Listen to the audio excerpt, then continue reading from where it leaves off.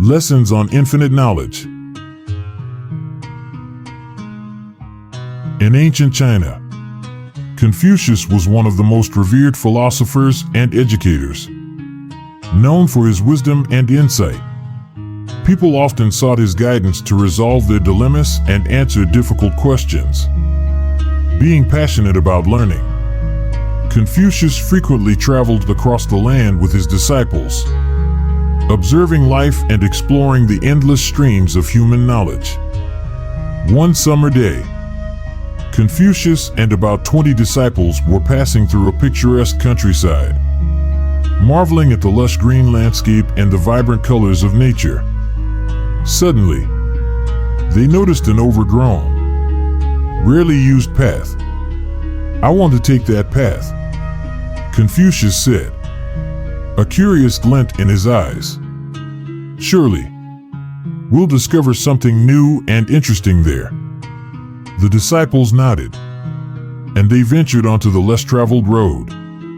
Not long after, they came upon a small village. Nearby, a group of children was enthusiastically building what appeared to be a miniature palace out of stones and branches. Completely absorbed in their activity, "Let us head to that village," Confucius said, pointing toward the cluster of houses in the distance. "Perhaps the villagers can teach us something new." One of the disciples stepped forward, declaring, "I'll tell the children to clear the way for our carriage to pass." He then raised his voice to the children, "Children, our teacher, the great Confucius, wishes to visit your village. Your palace is blocking the path for our carriage. Please dismantle it so we can pass." 3 of the 4 children quickly ran into the bushes, frightened by the stern command. But the 4th child, a boy of about 7 years old, stood his ground, placing his hands on his hips. He said confidently, "You'll have to take another route. I've never seen anyone destroy a palace just to let a carriage pass. I'm afraid I can't do what you're asking." The disciples were taken aback by the boy's audacity.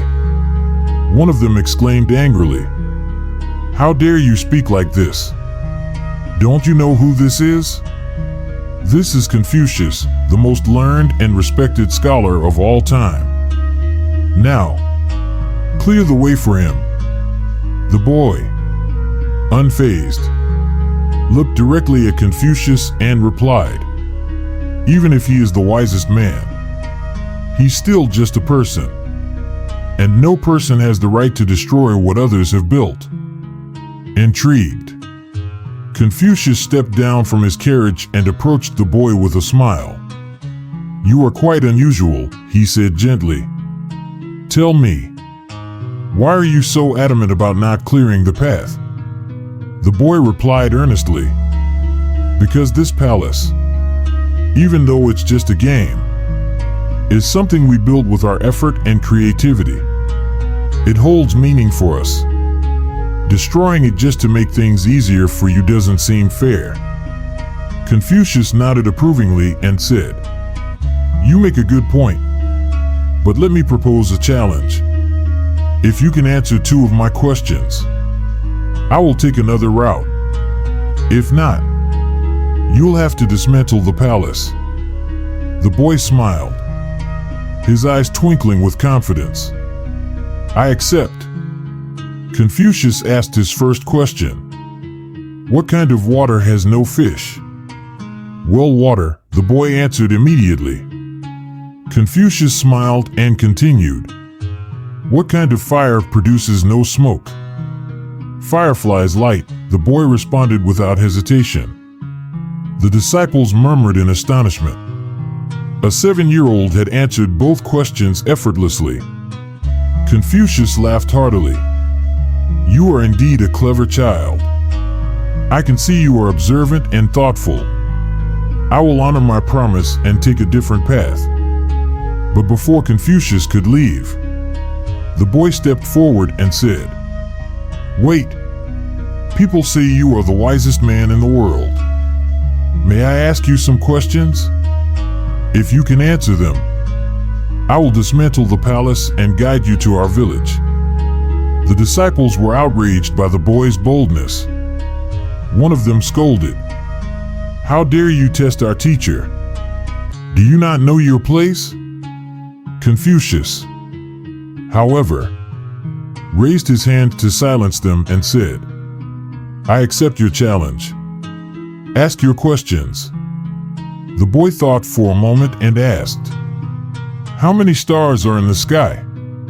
Confucius looked up at the vast, starry expanse, but eventually shook his head. "I cannot count them," he admitted. The boy grinned and asked another question. "How many clouds are above your head?" Confucius gazed at the sky, watching the endless movement of clouds, and sighed. "I cannot answer that either," he said. Finally, the boy asked, "How many strands of hair are on your head?"